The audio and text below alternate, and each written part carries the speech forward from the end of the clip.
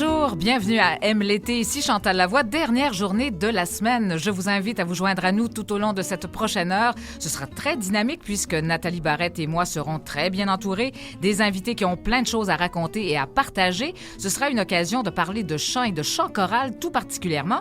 Une chanteuse et une chef de chœur discutent avec nous de leur passion et nous passons l'heure avec un homme qui a passé une grande partie de sa vie dans les médias en tant qu'animateur et qui nous parle des autres plaisirs qui nous attendent à l'heure de la retraite. Alors, des sujets fort intéressants à venir. Voici Aime l'été.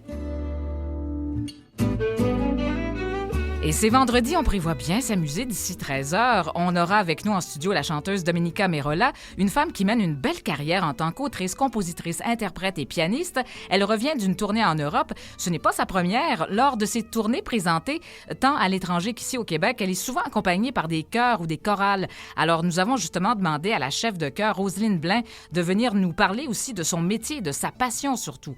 On va discuter avec elle de cet intérêt que partagent beaucoup de gens, jeunes et moins jeunes, pour le chant choral. Et c'est nul autre que Winston McQuaid qui va passer l'heure avec nous en ce vendredi. Il pourra bien sûr s'entretenir avec nos invités et on parlera avec lui des différentes étapes de la vie et du travail, mais également du vieillissement et de l'après-carrière. Alors joignez-vous à nous, une autre belle édition de Aime l'été.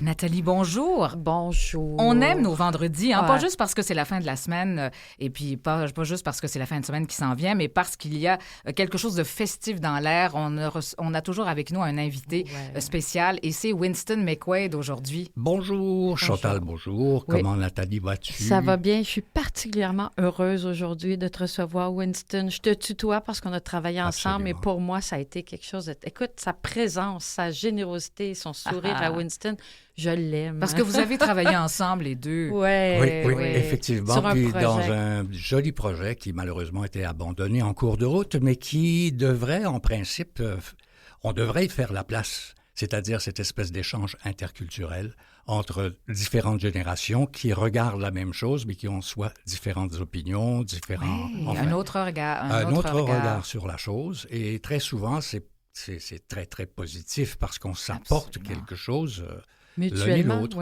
Et musicalement aussi. Mais c'est comme ça dans... Tu sais, je veux dire, si tu parles de culture en général, il y a le regard des jeunes de maintenant et il y a le nôtre. Donc, est-ce qu'il y a moyen de rejoindre les deux ensemble? Je le crois. Je l'ai défendu et je continuerai à le faire. Mais je pense aussi, et je pense qu'on le Pourtant. pense tous. Oui, effectivement. Et puis, écoute, on te connaît, je vais te tutoyer aussi. On te connaît évidemment comme un animateur. Tu as passé une grande partie de ta carrière à Radio-Canada, il faut le dire. Mais tu as fait beaucoup d'émissions différentes. Tu as été dans le monde du sport aussi.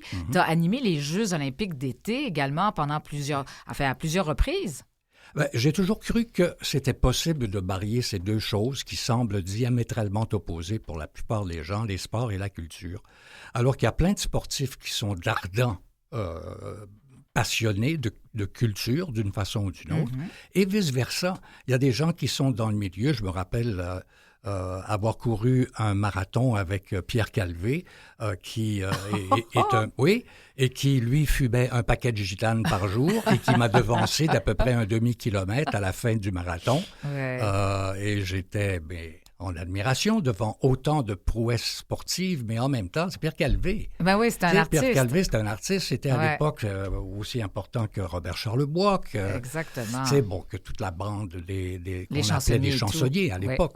Alors, c'était vraiment ça. Alors, j'ai fait plein de choses. Oui, le tennis aussi, qui a été une de tes passions. Véritablement très chanceux de faire ce genre de carrière où, à l'intérieur d'une boîte comme Radio-Canada, j'ai pu me balader, les Olympiques d'une part, le tennis en même temps, en plus d'avoir été la voix du tennis là-bas pendant une quinzaine d'années au centre ce qu'on appelait, nous, au Parc Jarry. Mais Tout à fait. c'était plus le Parc Jarry depuis très longtemps. Là, ça l'est encore, mais pas la structure tennistique autour. Mais enfin, j'ai une carrière qui rendrait jaloux bien du monde. Alors oui, tu en as profité, on en a profité aussi avec toi forcément. Et puis bien sûr, arrive un temps où on arrive à la cinquantaine et puis on se pose des questions, on se remet, c'est ça, on se questionne. Est-ce qu'on a fait les bons choix? Est-ce que tu as douté à un moment donné d'avoir fait ces choix-là? Je pense pas. Bien, je vais peut-être l'apprendre à Nathalie parce que j'ai quitté Radio-Canada volontairement au retour des Jeux de Sydney. Okay. Pour m'adonner totalement à une carrière où j'avais étudié à l'École des Beaux-Arts de Québec en peinture. Travaillé avec Jean-Paul Lemieux, avec plein de gens que l'on connaît maintenant et qui ont fait carrière là-dedans, ce qui n'est pas mon cas. Cependant, j'étais curieux dans la cinquantaine de voir si c'était toujours là, cette pulsion de création. Je vais continuer à dessiner un peu, suivre quelques ateliers en sculpture, etc., pour garder la main à la pâte d'une certaine façon. Mais quand j'ai quitté Radio-Canada, c'était pour moi comme quitter quelque chose qui m'habitait depuis 32 ans pour me consacrer à autre chose. Tu sais, t'es dans la mi-cinquantaine, t'approches de la soixantaine. Est-ce que j'ai fait le bon choix en allant en communication? Si j'étais resté en art visuel, qu'est-ce que ça aurait donné? Comprends-tu? On peut toujours se questionner. On se questionne là-dessus. Et à Radio-Canada, il y avait beaucoup de boulot. Donc, ouvre la shop, l'atelier, ferme la shop, ouvre la shop, puis on n'a pas le temps de finir le projet. Puis j'ai dit, écoute, là, j'ai vu mon papa finir sa vie dans le regret de ne pas avoir fait ce qu'il aurait aimé faire. J'ai dit, moi, je ne vais pas là. Okay. Je ne vais pas là. Alors, j'ai pris l'aventure. Et voilà. Alors, mais ça veut dire que tu as quand même travaillé et tu fais toujours des tableaux, tu es toujours actif de ce côté-là? Moins depuis la pandémie. Moins? Ah, d'accord. Je te dirais que la pandémie m'a rasé le tapis, rasé le gazon. Alors, tu as peut-être besoin plus de communication, finalement. Ben voilà, exactement. Ouais. Et pendant la pandémie, on était comme rivés chez nous à pas faire grand-chose. Et je regardais sur le web, je naviguais comme tout le monde sur le web, pour me rendre compte qu'il n'y avait pas de propos culturel, c'est-à-dire qu'on ne traitait pas la culture. Bon. Alors, après réflexion, où pendant 8 ans à Radio-Canada, à la télé, j'ai animé un truc qui s'appelait Télexar, qui était une compilation d'actualités culturelles quotidiennes. C'était passionnant. Mais j'ai dit, il n'y en a pas sur le web.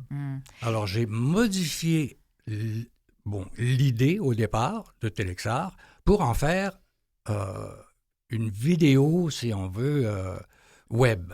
Un genre de balado, si on veut. Un balado visuel, parce qu'on travaille sur Zoom, et couvrir la culture. Et j'entame, et Sylvie Harvey, ma conjointe et moi, qui est musicienne. Qui est musicienne à l'Orchestre Métropolitain. Qui est violoniste, entre autres, à l'Orchestre Métropolitain.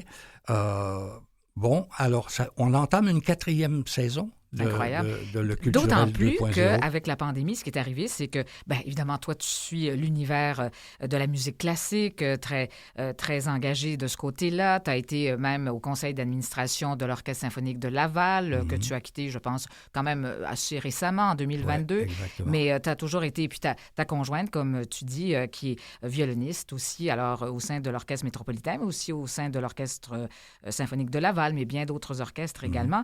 Vous êtes aussi vous vous promenez dans les résidences, hein? Vous allez donner des concerts également. Par le biais de la SAMS, la Société pour les arts au milieu de santé, et dans les CHSLD, dans les résidences pour personnes âgées, aussi à l'hôpital. Ça nous arrive d'être en pleine session de chimiothérapie, à faire un peu de musique pour faire passer le temps aux autres. Et tu pousses la chansonnette. Et je pousse la chansonnette dans un contexte où, des années 50 et 60, parce que la clientèle des CHSLD et des maisons pour personnes âgées, ce sont des gens qui ont entendu, n'oublie jamais, les feuilles mortes, la jeunesse, l'Aznavour. C'est bon, alors un répertoire partagé entre le classique du violon, le semi-classique et le pop, parce qu'il faut bien le dire, Sylvie a un répertoire d'environ 300 airs où elle n'a pas besoin de lire quoi que ce soit. Oh, merveilleux quand même. Donc, hein? On s'est entendu sur les éléments de départ et puis Winston, pendant 1 heure. On parle de vieillissement. Ça t'a affecté pendant un certain temps, par exemple. Est-ce que tu as senti une forme d'agisme? Parce que J'écoute et je vois, j'ai regardé ton curriculum vitae, mais mon Dieu, tu n'arrêtes pas. Alors, t'es-tu senti vraiment victime d'agisme alors que tu es présent partout? Je crois l'avoir été dans un contexte commercial. Oui, avec c'est ça. Scaf. Un On a lunetier bien réagi, connu, ouais. pendant 7 ou 8 ans, on a fait des trucs, on a fait des publicités à Mhm. l'année, si on veut.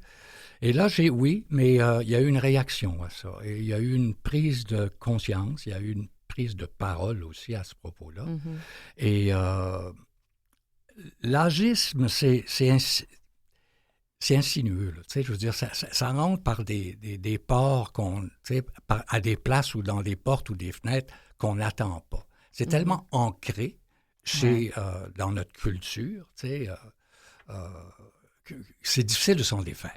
Ça peut être une simple réflexion. Mon Dieu, il a vieilli, parce que là, finalement, ça fait un petit moment qu'on t'a pas vu. Puis là, ben, on t'aperçoit à la télé, dans un commercial, et finalement, ça passe du simple commentaire à quelque chose de beaucoup plus méchant encore. T'arrives à l'hôpital, puis la madame dit « Oui, ma petite madame, qu'est-ce qu'il y a pour vous, ma petite madame? Voulez-vous remplir? Je peux vous aider à remplir le formulaire si vous voulez. Ben voyons, tu sais, t'as comme 55 ans, t'as 50 ans, t'as 60 ans. Tu n'as surtout pas besoin d'entendre ça, puis c'est bon. Mais c'est en train d'évoluer. Bien sûr. Et puis, bon, alors on parlait de la pandémie. Alors, donc, ton balado, si on veut, ou ta plateforme culturelle sur le web, eh bien, c'est ça, c'est que ça faisait en sorte que comme on n'avait plus de spectacle, tu as donné la parole quand même, tu as continué à donner la parole aux musiciens qui avaient moins de tribunes, finalement, pour se produire, et des musiciens classiques, mais pas que ça. Finalement, tu as reçu récemment, comment s'appelle-t-il, Duguay, là, Raoul Duguay. Alors, You're good. C'est fou. Alors, vraiment... Alors que tout est dans tout. Oui. Alors, c'est ça. Donc, tu donnes la parole aux musiciens, mais aussi à des artistes à des bien connus, à des auteurs. Oui, tu élargis Robert Lalonde, Louis, des gens en art visuel aussi, beaucoup. Oui. Hein? Alors, évidemment, c'est non seulement cette garde active, mais tu nous fais partager des petits trésors d'entrevues aussi avec ta conjointe. Alors, ça, c'est intéressant. C'est comme prendre un café avec. Oui, je voudrais juste rappeler le nom, si les gens veulent l'écouter. C'est le Culturel 2.0. Oui, et pour le retrouver, Winston McQuaid sur Facebook, le Culturel 2.0, c'est la même chose sur YouTube, sur Vimeo, sur Instagram, sur toutes les plateformes. Là. Merci, Nathalie. Non, c'est important de le dire parce que oui, c'est une belle initiative et puis, c'est ça. D'ailleurs, bon, je suis ça régulièrement, bien sûr. Alors, c'est ça. Donc, est-ce qu'on peut dire, Winston, tu dis qu'aujourd'hui, là, tu es heureux, tu es content parce que là, on parle de vieillissement, on parle de retraite, on parle d'après-carrière, parce que c'est un peu ça, finalement. Toi, tu as entamé un autre, une suite dans tout ça, et puis c'est vraiment, donc, tu t'es laissé porter par ce bonheur de pouvoir communiquer avec les gens. C'était le moindrement curieux. Si tu as moindrement le goût de l'aventure, de la découverte, si tu as moindrement envie de continuer à faire quelque chose, ne serait-ce que pour toi, pour ta propre gouverne, pour ton propre ego, pour ton propre cœur et ton... Tu sais, je veux dire, moi, je fonctionne au coup de cœur. Ouais. Alors, s'il y a un événement culturel, et Sylvie, c'est la même chose. Alors, s'il y a un événement culturel qui, tout à coup, nous accroche, c'est clair qu'on fait un téléphone ou deux, on prend un rendez-vous et on fait 15-20 minutes avec cette personne autour de cet événement-là. C'est vraiment pas plus compliqué que ça. Et je passe mon temps à faire ça, alors que souvent, Sylvie est en répétition, en concert, en voyage, en tournée, etc. Donc, c'est comme... Et tu l'accompagnes aussi, bien souvent. Très souvent, et je dirais quasiment tout le temps. Mais en même temps, c'est important de demeurer malgré son âge. Bon, je vais avoir 81 le 16 août, et c'est important pour moi, comme ça devrait, je pense, être le cas pour l'ensemble des gens qui vieillissent, de vieillir, oui, avec un brin plus de sagesse, avec beaucoup plus de connaissances en toutes sortes de choses, mais en même temps, de conserver le plaisir, le désir, l'envie. Alors, c'est ça qu'il faut cultiver en vieillissant et ne pas perdre de vue. Toujours garder des projets aussi. Oui. Les projets sont importants en vieillissant.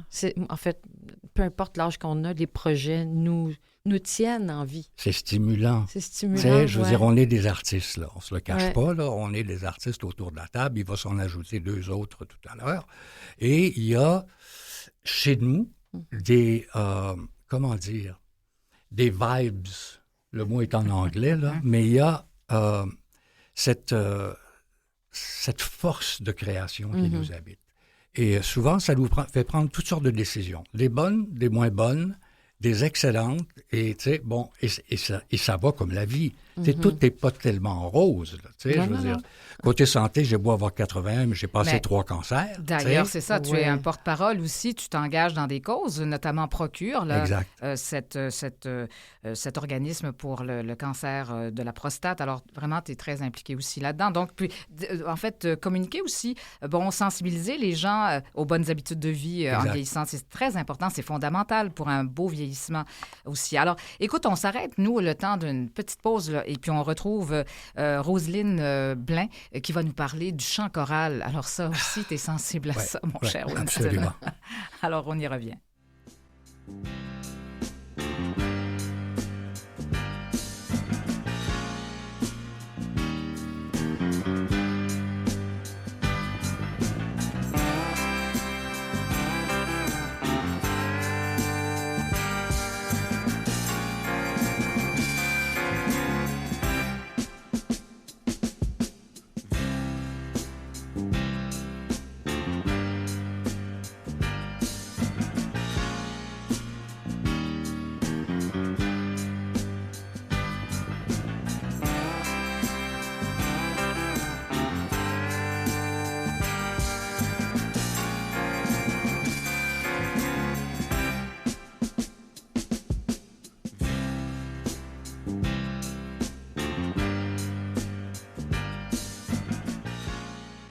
Alors, on accueille Roselyne Blain, chef de chœur. Enfin, quand même, je dirais encore une sommité. On reçoit que des sommités, nous.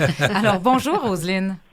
Bonjour. Alors, Roselyne, là, vous êtes présentement dans le domaine... Enfin, vous êtes au Bergeronne, je pense, aujourd'hui. Oui, je suis au Bergeronne et puis j'ai vu des rorquals ce matin, des marsouins, des phoques. Oh. J'en ai eu plein la vue. C'est une journée splendide aujourd'hui, oui. Alors, c'est ça. Donc, vous donnez, évidemment, vous dirigez un chœur là-bas. En fait, est-ce que c'est le chœur... vous dirigez, en fait, qu'est-ce que vous dirigez aujourd'hui précisément? Bien, en fait, on m'a invité à faire participer les gens qui participent au festival. Il y a un festival ici qui s'appelle le Festival de musique intime, de musique classique. OK, c'est bien le nom de... c'est ça, j'allais dire ça, mais... OK, c'est beau. Donc, on m'a invité à faire chanter les gens pour animer ce festival. Donc, il y a des musiciens qui sont invités à donner des concerts le soir. Et moi, je donne un atelier interactif qui est offert à tous les festivaliers les après-midi.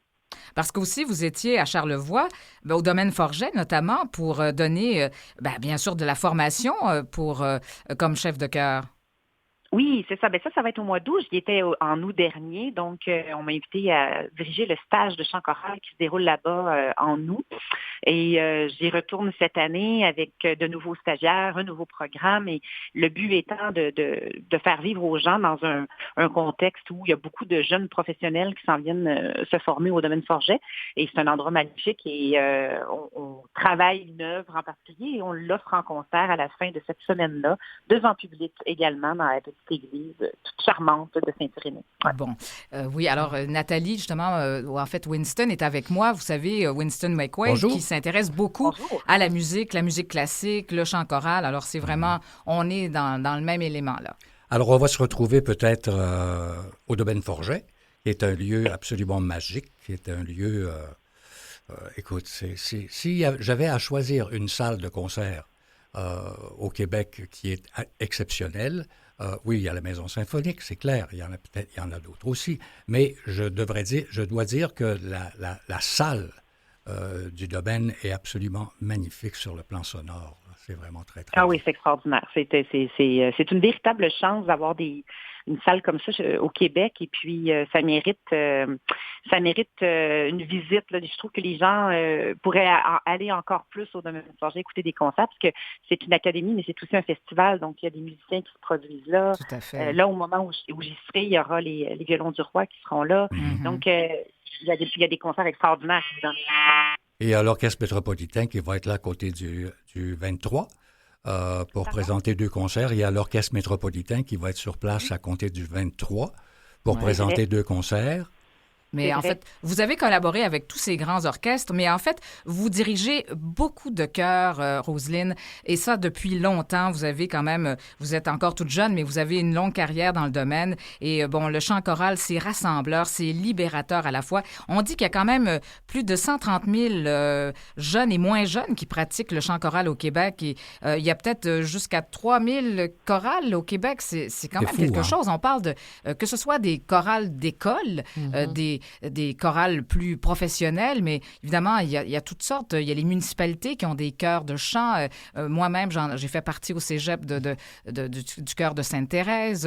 Mon fils, d'ailleurs, vous connaissez bien puisqu'il a été avec Grégory Charles, avec les petits chanteurs de Laval. Alors là, vraiment, il peut vous diriger combien de chorales et de chœurs présentement? Mais en ce moment, j'ai 5 chœurs que je dirige, dont je suis la directrice artistique, et dont il y en a 3 que j'ai fondés moi-même. Et il y en a un 4e maintenant que j'ai quitté mon poste parce que je commençais à être un petit peu trop occupée, mais j'avais fondé aussi le Petit Plateau, qui était un chœur d'enfants qui était extraordinaire. Et puis, je suis très contente parce que, vous l'avez dit, on chante dans les écoles, mais je pense que les enfants pourraient chanter encore davantage. Et pour moi, c'était important de créer un chœur pour que des enfants qui viennent de différents milieux puissent se réunir et chanter et partager l'amour de chanter. C'est quelque chose qui reste toute la vie, ça, après. Et des fois, ces gens-là, même si ces jeunes-là, même s'ils arrêtent de chanter, ils retournent au chant choral. Alors, j'avais 4 chœurs que j'avais démarrés, plus 2 autres. Alors, j'avais 6 chœurs, c'était beaucoup. Et là, j'en ai 5. J'en ai 5 qui m'occupent déjà énormément, plus des contrats comme ça là, qui apparaissent. On m'appelle des fois pour des projets plus éphémères. Alors, il faut dire aussi à l'international, les chœurs, c'est très important. Il y en a partout. Il y a des réunions de chœurs, il y a des rencontres de chœurs.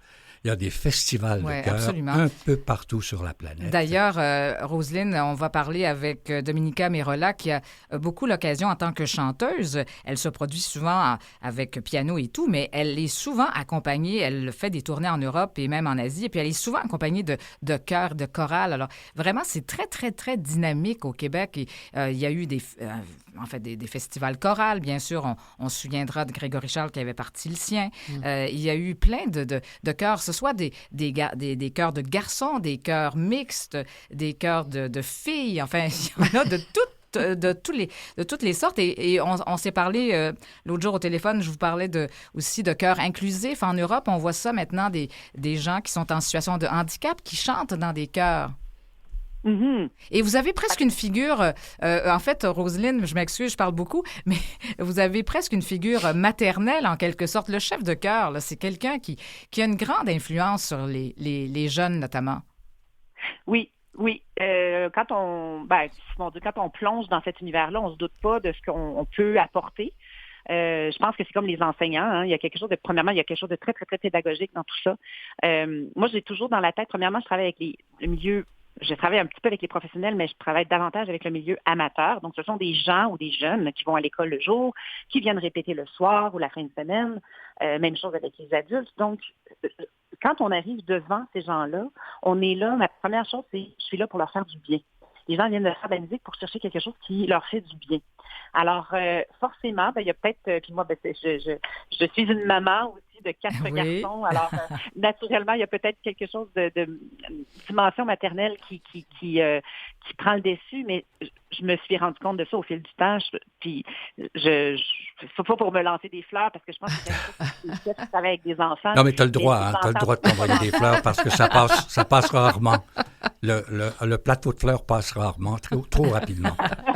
Étant donné que vous êtes... beaucoup de commentaires à rebours des gens qui me disent tu as fait beaucoup de bien à mon garçon, il y avait des problèmes. Bon, puis, dans le fond, ils me disent-tu, mais c'est pas moi. Moi, je suis au service de la musique. C'est la musique qui a fait du bien. Mm-hmm. On est des intercesseurs, dans le fond. Puis, je pense que si on a compris ça, on comprend l'essence du métier et de ce que c'est chanter ensemble.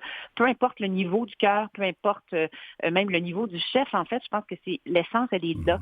C'est dans le goût de transmettre le bonheur et le plaisir de la musique et l'amour.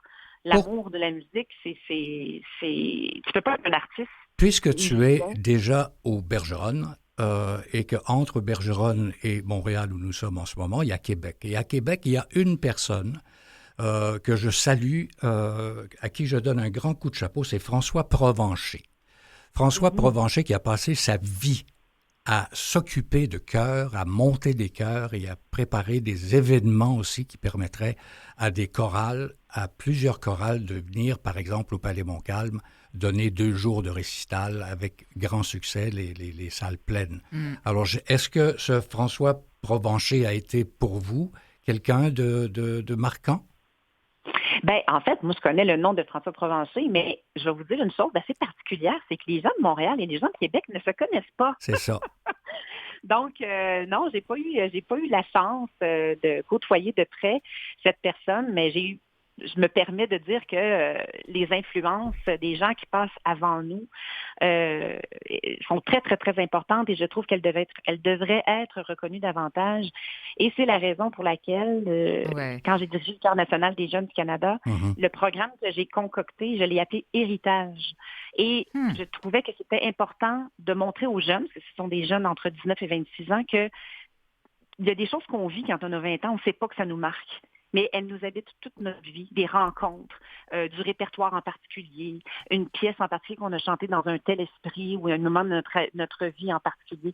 Je trouve que les gens qui ont tracé le chemin pour nous avant doivent être davantage reconnus. Alors, oui, tout à fait. Et puis, on pense à Gilbert Patnaud, c'est ce que j'allais dire. Évidemment, qui a eu la figure paternelle dans son cas. Et puis, bon, je me souviens aussi, moi, d'avoir eu comme chef de chœur Jean-Pierre Guindon. Et bon, ça, c'était dans le temps où je faisais effectivement du chant au cégep. Bon, ça fait quand même longtemps, mais ça a été aussi un chef de chœur. À l'époque où tu étais rockeuse. Voilà. Mais en fait, c'est ça, il y a d'autres personnes comme vous qui dirige des chœurs. Et puis, bien, évidemment, c'est une formation en même temps universitaire. Hein? Mais Roselyne, on va juste... tantôt, on va s'arrêter quand même pour une pause. Je vais vous garder un petit peu, là, parce qu'on va faire le lien avec notre chanteuse Dominika Merola. Mais je voudrais juste vous garder un petit peu pour conclure dans un instant. Ce sera pas bien long. Alors, je vous garde avec nous et puis on se reparle tout juste après la pause. D'accord? Avec plaisir. À tout de suite. À tout de suite.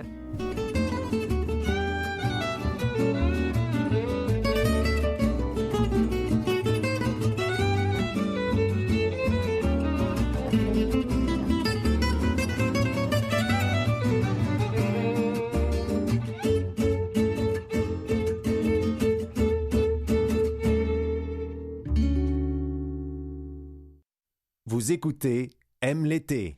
Et deuxième moitié d'heure, on continue avec Roselyne Blais, mais on va aussi s'entretenir avec Dominika Merola dans un instant, qui est avec nous. On va parler de sa carrière dans un instant, mais je voulais juste qu'elle puisse parler aussi de ce qu'elle vit quand elle part en tournée, parce que je disais à Roselyne Blais, qu'on a à l'autre bout du fil, justement, à quel point elle est transportée elle-même par ses chœurs, que ce soit d'adultes ou d'enfants, quand tu pars en tournée, Dominika. Oui, c'est extraordinaire. Bonjour, Roselyne. Bonjour. Bonjour. Alors, ça me fait plaisir qu'on puisse se retrouver comme ça ensemble, entre artistes. Et puis, alors, c'est ça, lorsque je pars en tournée, que ce soit en France, en Europe et puis même à Montréal, en fait, il y a toujours cette sensation, en fait, on se sent grandir et puis on retrouve comme une famille et puis c'est que tous ensemble, on a comme cet amour en fait de la musique. On partage ensuite des soirées, on se fait des amis et puis c'est extraordinaire en fait tout l'aspect positif qui ressort du chant choral et puis même dans les répétitions, lors des concerts, c'est extraordinaire. Alors moi, depuis quelques années, je fais des concerts et puis je découvre, en fait, je collabore avec des chorales, que ce soit ici à Montréal ou bien en France. Alors, et puis, il y a comme toujours des projets. Et puis, c'est comme... Moi, je trouve ça extraordinaire, ce métier, en fait. Et puis, de vous rencontrer aussi. D'ailleurs, Roselyne, c'est ça. Vous enseignez aussi la direction de chant choral. C'est quand même un métier à apprendre en même temps. En fait, je pense que c'est comme quand on a un instrument, on perfectionne en fait notre art. Et puis après ça, il y a quelque chose d'assez naturel de vouloir un peu passer au suivant. Puis en même temps, c'est ce qui est dans l'enseignement, ce qui est beau, c'est de pouvoir partir avec la personne. Donc en direction, l'instrument, c'est la personne elle-même. Donc c'est pas nécessairement d'enseigner la technique, c'est d'aller chercher qu'est-ce que tu entends toi et comment tu vas le communiquer avec des gestes à ton cœur.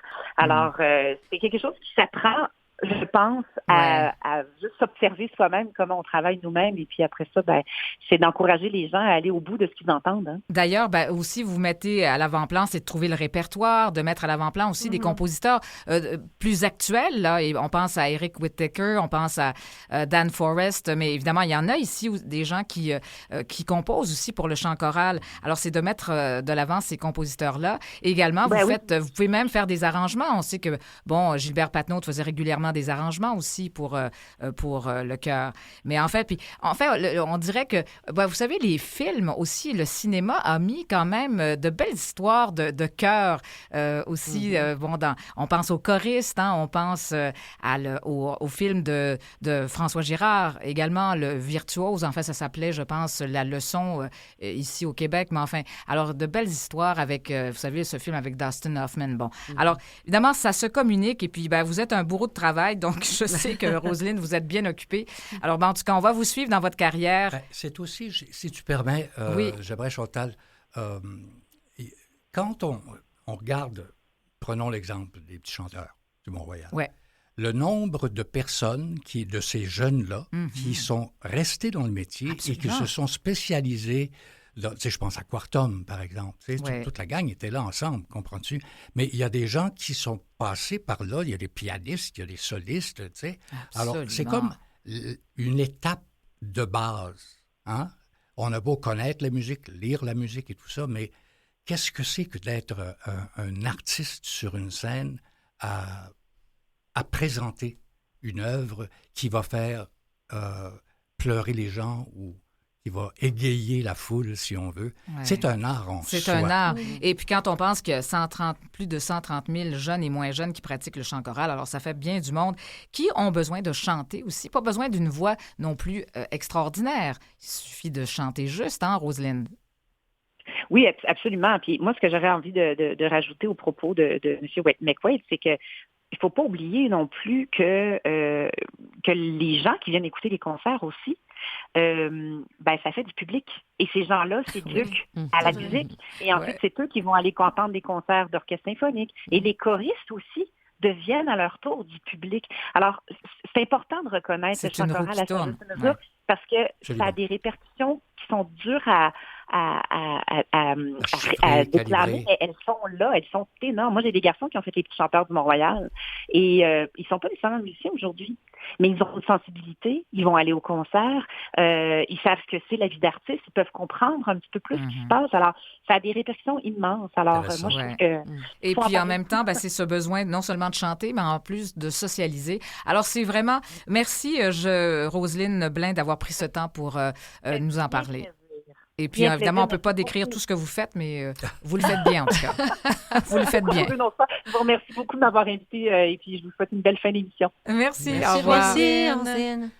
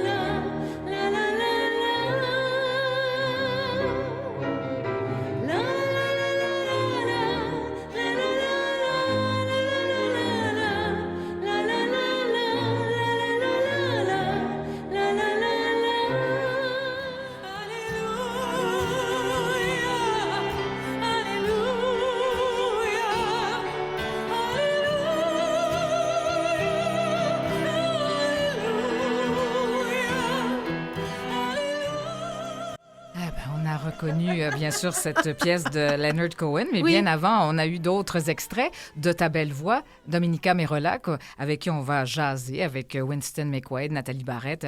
On va continuer notre conversation. Là, parce qu'on a parlé du chant choral, justement, tu nous disais que tu chantais régulièrement avec des chœurs. Mais là, ce qu'on entendait, évidemment, un répertoire très varié aussi.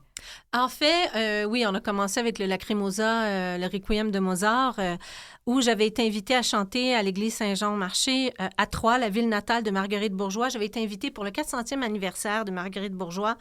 Et c'était la chorale La Barbeline qui m'accompagnait. Alors, ça a été un magnifique projet. Et on avait enregistré le concert en live, en fait. Et puis, ça a été tellement une belle expérience qu'on s'est retrouvés ensemble lors de ma tournée précédente au printemps, en avril 2024. Et ensuite, Tu scendi dalle stelle, c'était une collaboration avec Vicus Oerus, une autre chorale, en fait, en France, où j'avais eu le grand bonheur de faire plusieurs églises aussi durant les concerts de Noël. Et bon, ben, je suis en train de faire un résumé des extraits. C'est ça, exactement. Mais...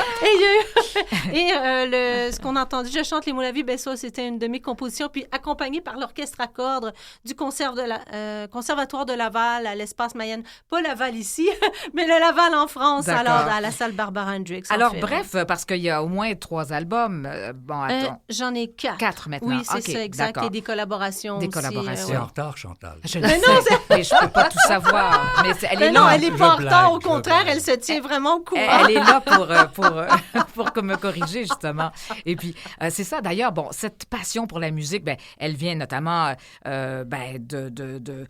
j'allais dire de ta famille, mais en fait, ton père est dans les arts visuels. C'est Oui. Mario Merola, Ouais, ben son voilà. père. Tout à fait, Exactement. ouais, Alors, ouais. toi, Que Winston... je mets à l'enchère connais. une fois de temps en temps. Ah, c'est entre fou parce que autres, t'es à commissaire l'écomusée. priseur. Oui, à l'Écomusée du Fairmont. On a eu l'occasion, je pense qu'il y a 2 des pièces. Bon, ça fait quoi, 15 ans que je fais ça chaque année, là? Ouais. Mais il y a des pièces de ton père qui sont parties, là, Oui. qui vont chercher des bons montants d'argent. Ah non, mais écoute, mon père, c'est un grand artiste et puis j'en suis tellement fière. Absolument. Un artiste muraliste qui a réalisé des œuvres dans les métros, qui a été aussi comme un précurseur pour plein de projets ici à Montréal et puis qui a exposé à travers le monde. Il y a ma mère aussi qui est comédienne, qui a... en fait, mes 2 parents sont vraiment vivants et puis comme très... ils m'ont toujours inspirée.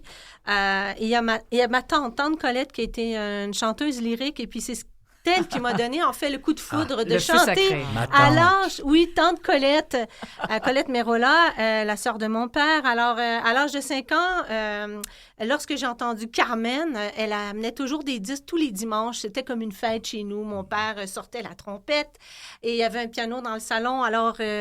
et elle amenait des disques d'opéra, des disques italiens. Et quand j'ai entendu la Carmen, j'avais 5 ans, ça a été le coup de foudre. J'ai dit, je veux devenir C'est moi, chanteuse. ça. C'est moi, ça, la Carmen. Je pense que tu voulais tout simplement séduire un homme et tu avais trouvé un véhicule parfait. C'est peut-être, c'est comme on voyait comme tous ces beaux toréadors qui chantaient, là, qui étaient là, mais c'est Beau comme... ténor.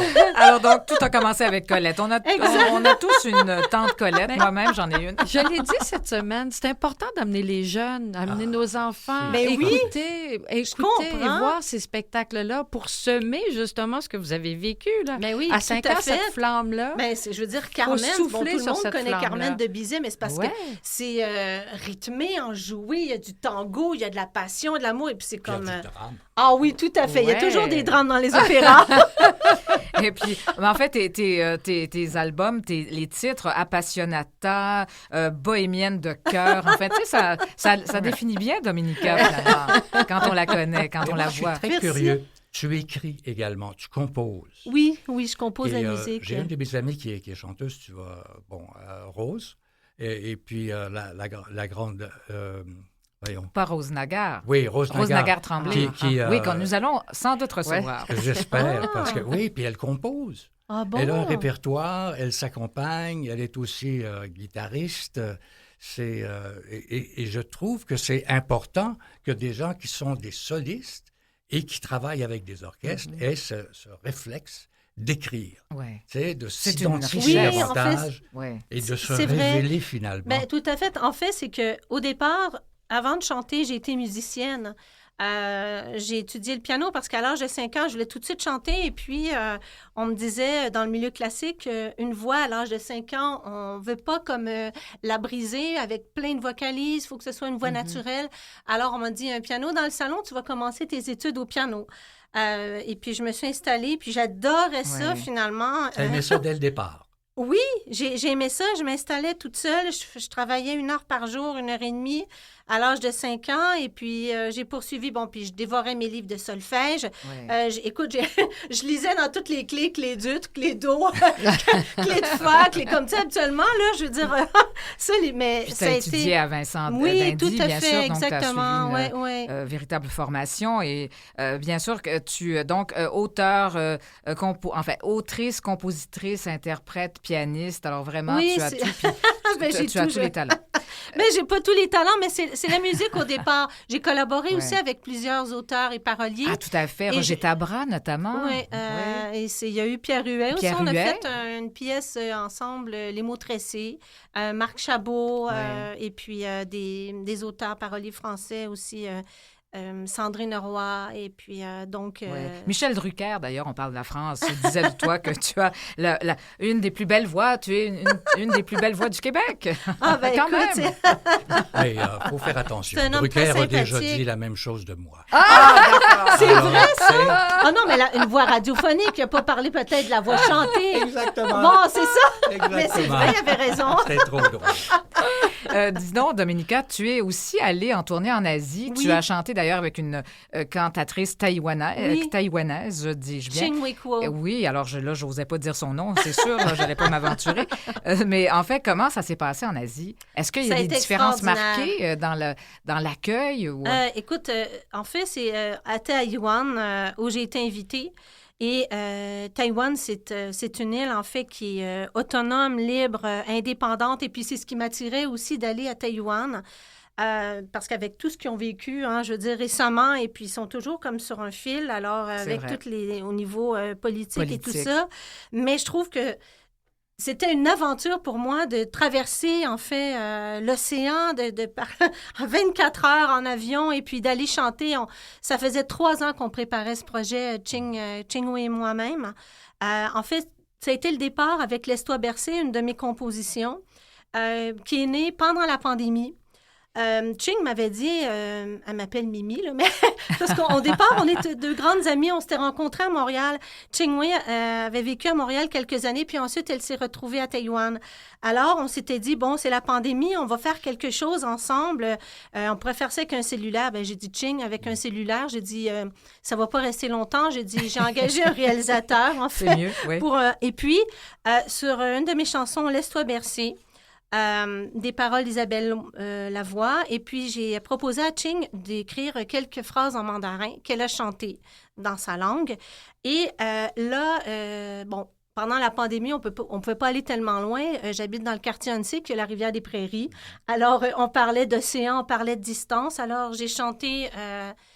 avec les images de la rivière des Prairies, de la montagne Mont-Royal, et Ching, elle a chanté près de la mer. Alors, 2 univers, mais quand même. C'est ça, tout à fait. Et à Taipei. Alors, ça a été... à 12 000 kilomètres de distance. Tout à fait. À 12 000 kilomètres de distance. Il y a eu un montage, musique, et puis au niveau visuel, ça... Et puis, c'est ça qui a été le grand départ pour la tournée. Opus Music Art a embarqué et puis on s'est retrouvés dans les plus belles salles, en fait, là-bas, de concerts et dans quand même plusieurs incroyable. villes. Donc, une carrière, finalement, qui commence, tranquillement et qui va prendre son envol, justement, parce que, évidemment, il y a le Conseil des arts qui vous donne des bourses. Tout à fait. Tu as reçu des bourses, justement, pour partir en tournée. Donc, tout à fait, c'est tout un réseau. Oui, exactement. Oui, mais c'est important. Oui, c'est pour Taïwan, pour la France, pour la Belgique également. Donc, c'est un grand support, tu sais, pour... Oui, alors de belles rencontres. Alors, on a parlé de cette rencontre avec des auteurs, tout ça. Alors, c'est très riche, finalement. Oui. L'air de rien. Bon, pas besoin, comme on disait, d'être dans le séjour ou enfin en première page des journaux tout le temps pour faire une carrière magnifique, n'est-ce pas, Winston? C'est qu'il y a tellement de possibilités. C'est-à-dire qu'il faut être réaliste, là. Montréal, le Québec, la Ville de Québec et l'ensemble du territoire produit des artistes d'un talent exceptionnel. On retrouve ça en théâtre, on retrouve ça en art visuel, on retrouve ça en littérature et ne serait-ce que pour la poésie. On est le territoire qui consomme le plus de poésie de l'ensemble de la francophonie. Absolument. On a des festivals de poésie. Effectivement. Alors, et la musique, oui, évidemment. la danse aussi, ce sont de grands ambassadeurs. La danse contemporaine, etc. Bien sûr, oui. Mais il faut dire en même temps que la demande ou l'offre musicale dans les grandes villes maintenant, les plus grandes villes comme Montréal, Québec, est phénoménale. Tu sais, je veux dire, on a l'embarras du choix. Oui, c'est vrai. La salle Bourgie, c'est plein presque à tous les jours. Oui, il y a de belles salles aussi, évidemment. Très belles salles. Tout à fait. Nathalie, il faudrait se développer un talent, nous, là, si on veut partir à quelque part. Mais oui, on reçoit tellement de gens talentueux que c'en est gênant. C'est ça. On a besoin des gens comme vous pour diffuser les artistes aussi également. Et oui. Mais tu n'es pas la seule de la famille à avoir aussi ce talent. En fait, il y a ta sœur, parce que là, vous allez donner, ta sœur et toi, les sœurs Merola. Oui, c'est ça. Vous allez quand même donner un concert. On parlait on parlait d'un fait de poésie, tout ça. Ça va être dans le cadre d'un festival de littérature jeunesse? Tout à fait. En fait, ce qui est vraiment extraordinaire, c'est que j'avais déjà chanté pour les concerts La Chine. Et Caroline, elle présente justement des ateliers puis pour le Festival jeunesse de Montréal. Et là, ils nous ont proposé de nous réunir ensemble pour un concept de spectacle. Alors, on va se retrouver sur la grande scène de Concert La Chine le 11 août à 2h. Oui, 14h30. 14h30. Et puis... c'est moi, mais... Oui, c'est ça. C'est alors, mais je crois que ça, c'est 14h, s'il y a eu une erreur dans l'Internet. C'est possible. Bon, en tout cas, tu seras là. C'est que ça l'a comme propulsé d'autres spectacles. Il commence à en avoir d'autres. Là, mais le concept, c'est comment on s'est réunis, on s'est rencontrés, Caroline et moi, et on avait déjà créé une chanson ensemble. Elle, c'est une collaboration, tout ça. Et pendant que je vais, comme on a toutes mené un concept, elle va raconter des histoires et moi aussi, puis ça va être aussi comme familial. On s'adresse aussi aux enfants et on s'adresse aux familles. Alors, parmi le répertoire, bon, il y a quelques-unes de mes compositions. Je vais parler de l'Antana Bandana, qui est une fleur, multicolore, qui a gagné un concours de beauté. Et c'est vrai, pendant pleine pandémie en 2020. Mais il y en a aussi qui sont très, très belles, mais il y en a aussi qui sont empoisonnées. Alors ça les enfants, là, ils adorent ça. Et qui, généralement, sont très belles. Oui, c'est ça. Un petit parallèle avec les femmes, peut-être. Dangereuse. Alors, il y a ça. On va introduire Carmen. On fait l'oiseau. Et puis, pendant que je chante, et elle va dessiner tous les personnages. Elle va raconter parfois des histoires. Je vais jouer au piano. Alors, c'est vraiment un concept d'une heure. C'est intéressant.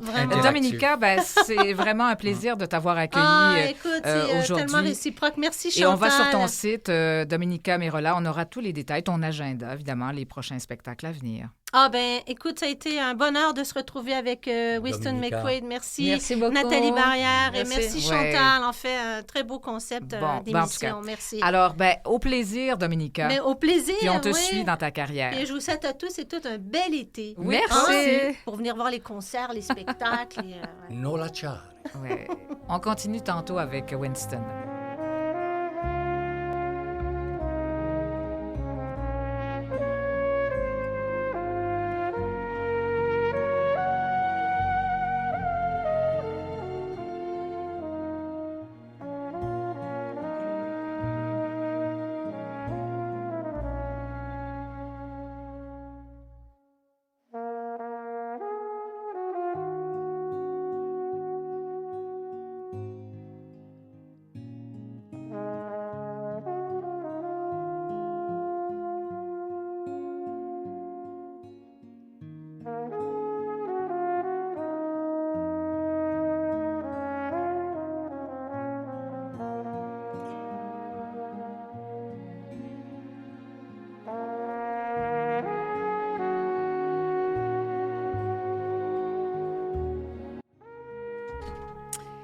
On reprend avec Winston. Bien sûr, Winston. Alors, on va conclure l'émission avec toi. On a encore quelques minutes. Alors, justement, comment ça se passe, ton été?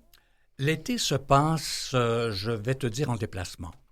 En déplacement parce que les saisons se suivent au Québec et l'actualité culturelle prend pas de vacances. C'est vrai. C'est-à-dire qu'on passe là d'un trop-plein de musique et le théâtre et tout le reste. Et puis là, tout à coup, on se retrouve avec un très gros plein. Un autre plein. Un autre plein, le plein estival. Donc, il y aura le domaine Forget. Il y aura, j'attends avec impatience, le concert de l'OM sous la montagne, oui, si on le veut. 6 août avec Yannick Nézet-Séguin. Et il y a du théâtre. J'ai vu, par exemple, quelques pièces de théâtre qui m'ont vraiment bousculé. Des festivals. Il y a la virée classique de l'OSM, bien sûr, qui s'en vient aussi. Absolument. Il y a plein de choses. Au milieu du mois d'août. Alors, mon été, ça va être ça. OK. Quelques déplacements, mais ça toi bouge qui es beaucoup si curieux et qui est un passionné de musique, forcément, voilà. Je comprends que c'est privilégié. Hein. Mais il n'y a pas que ça, finalement. Bon, toi, là, tes étés d'enfance, ça se passait comment? Moi, je viens de l'île d'Orléans. Oh, wow! Sainte-Pétronée de l'île d'Orléans. Merveilleux. Je suis comme toute la famille, mais la famille du côté de maman. Les McQuaid, ça vient d'ailleurs. Ça vient d'Irlande, ça vient... Bon.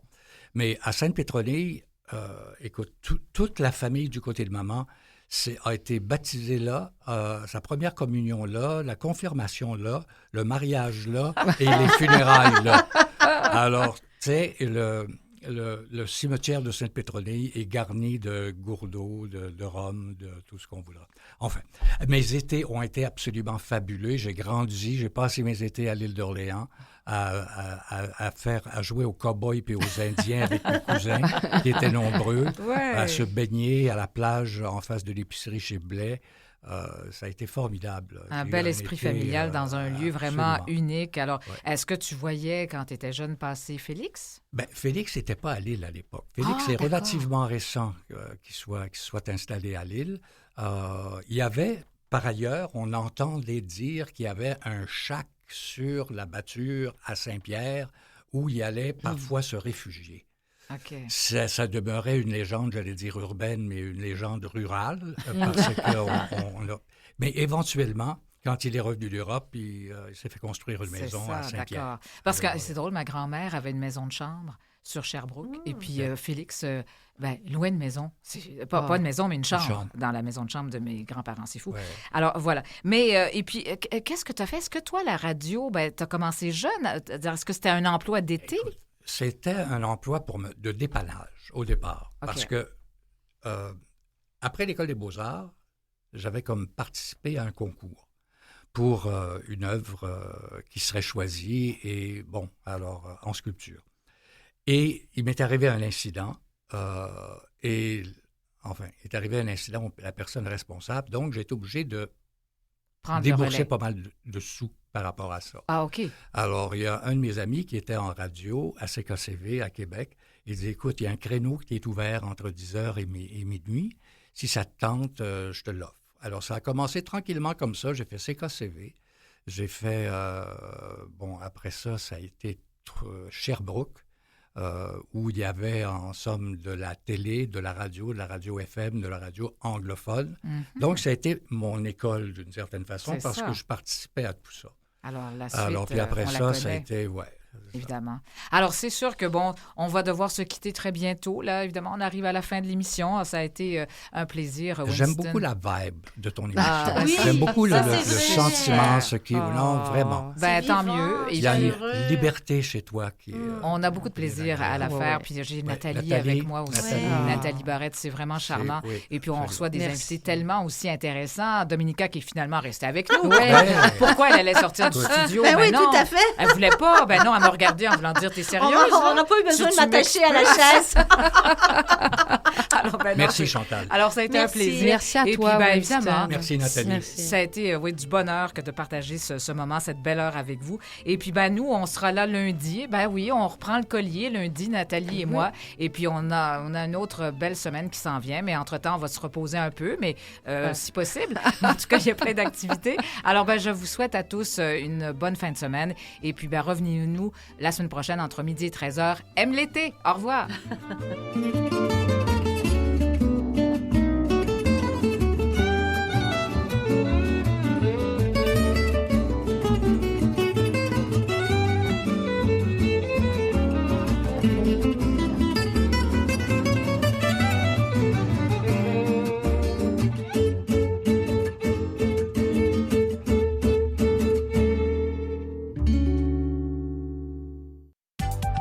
Dans un instant,